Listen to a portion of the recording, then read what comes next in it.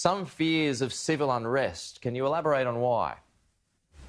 Yeah, Pete, look, this case goes back to March when there was a botched drug raid involving 3 police officers in Louisville, Kentucky. They went into an apartment. Breonna Taylor, a 26-year-old African-American lady, was asleep with her boyfriend. The boyfriend got up, fired a gun of self-defense, not knowing there were police there. The police then fired a volley of shots, killing Breonna Taylor. And the question has been, to what degree are they culpable? Now, a grand jury has just come back and has said that only one of the 3 officers should be charged, and that is with wanton endangerment. In other words, firing his gun all over the place pretty much, but not for killing Breonna Taylor. So it's the attorneys for Breonna Taylor are saying that is just not good enough. And certainly the initial response over here in the US, this only came out a couple of hours ago, Pete, is that it's going to really anger the African-American community and other police justice protesters. And what we're seeing now in the streets of Louisville, Kentucky, is a tense standoff between police and a growing crowd. So let's hope it's not a repeat of things we've seen all over the place, especially in Minneapolis after the death of George Floyd. All right, on to the matters of Justice Ginsburg. She lies in repose at the top of the Supreme Court steps. Cam, you'd mentioned the other day, actually, when we were speaking, that you went down there, you checked it out, and there's all of the flowers, the bed of flowers, people laying condolences, leaving condolences, and that all appears to be growing.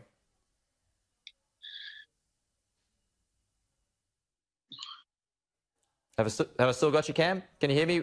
Yeah, I'm sorry, Pete. I just lost you for a second there. Yeah, just on Justice Ginsburg, she's lying in repose.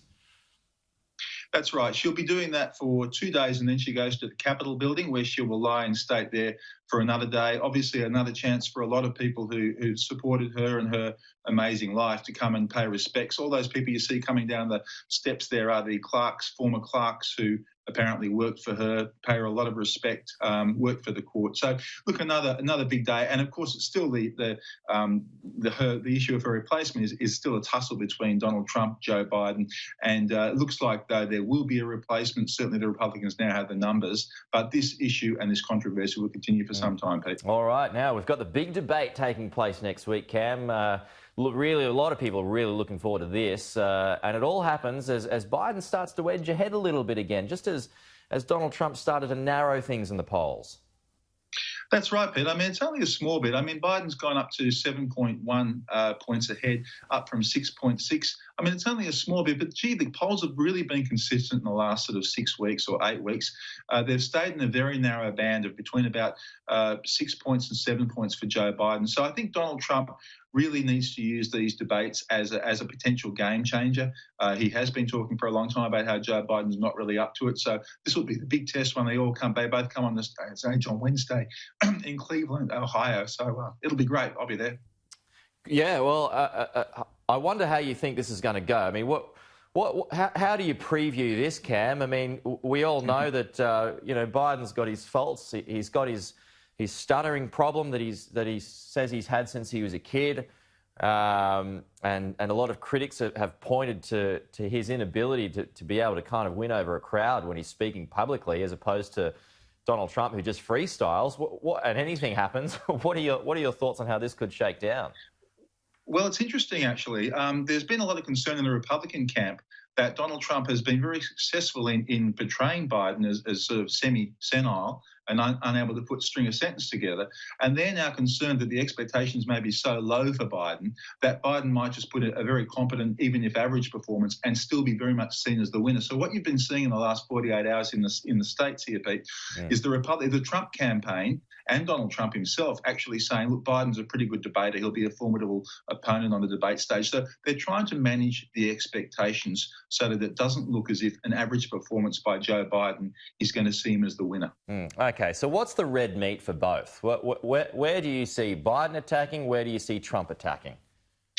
I think what with Biden, we'll see it very much on Trump's style, on the issue of whether he tells the truth, and on the key aspect of his management of the pandemic. They're the things that Biden has been hammering home a lot. Donald Trump, I think we'll see him argue that he is best placed to restore the economy. The strong economy was very, very strong before the pandemic hit. He's the guy to do that. He's the guy to keep peace in American streets because of law and order issues, etc. So that's what we'll hear from Trump. We've been reporting this morning too, just finally, Cam, on Harry and Meghan. They have intervened, or they've spoken out publicly urging people to go out and vote, but also suggesting people, kind of steer away from Trump in a sense, by not inflaming hatred and that kind of stuff, or not supporting that kind of stuff. But I'm wondering what your thoughts are on this. And does this, in a way, mirror what happened 4 years ago when celebrities get behind the Democrats and it turns out just helping Donald Trump because it's him versus the elites? Look, this could be the case. I mean, with Harry and Meghan, I don't think they actually named Biden or Trump, but certainly it did seem that they were having a go at Trump, talking about hate and misinformation, etc. And we know that Meghan, before she joined the Royals, disliked Trump. So you imagine that's the case. I mean, there's question marks about whether this has crossed the line. They're probably just ingratiating themselves with their new mates in Hollywood, where they live. Yeah. I mean, that's right. And I feel like this is what happens. Well, I know that this is what happened 4 years ago anyway, when all the celebrities came out, and they came out in support of Hillary Clinton, and they came out in their droves, and, she had the Katy Perrys of this world, and everyone was going behind Hillary's campaign, and it just backfired spectacularly, didn't it? That's right. And Donald Trump uses this. He says all these celebrities, all these Hollywood people, these rich and famous people, they don't understand the ordinary worker, the forgotten people out there in the Midwest who are really doing it tough. This is Donald Trump's answer to that. And I tend to agree with you that it plays into his hands.